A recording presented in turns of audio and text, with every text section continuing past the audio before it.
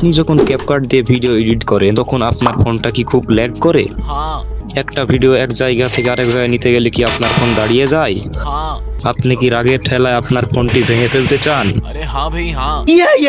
এক মিনিট দাঁড়া, আপনাকে ফোন ভাঙতে হবে না, কারণ আপনি সঠিক ভিডিওর উপরেই ক্লিক করেছেন। আজকের ভিডিওতে আমি আপনাদেরকে ক্যাপকাটের এমন একটি গোপন রহস্য বের করব যেটা আপনি কল্পনাও করতে পারবেন না।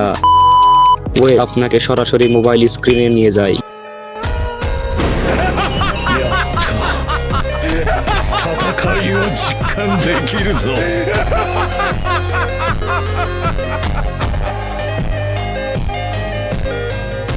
দেখুন, আমি এখানে কিছু ইফেক্ট লাগিয়েছি, অ্যানিমেশন লাগিয়েছি, কিন্তু আমার ফোন তো একটু ল্যাগ করছে না। এখন আপনি বলতে পারেন যে ভাই তোমার ফোন অনেক ভালো তাই ল্যাগ করছে না। না ভাই, এটা আপনাদের ভুল ধারণা। আমার ডিভাইসের নেম ইনফিনিক্স হট 30। আপনারা গুগলে সার্চ দিলেই বুঝতে পারবেন। আর তাছাড়া যারা ইনফিনিক্স এর ফোন চালিয়েছে তারা তো অবশ্যই জানেন ইনফিনিক্স মানেই।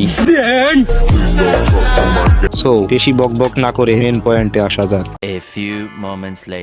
দেখুন, আপনি যদি প্লে স্টোর থেকে ক্যাপকাটটি ইনস্টল করেন তাহলে আপনার ফোন ল্যাগ করবে 100% গ্যারান্টি। আর তাছাড়া effect, animation, template, slow motion, এমনকি এক্সপোর্ট করার সময় বারবার শুধু একটা কথাই বলে, প্রো প্রো প্রো।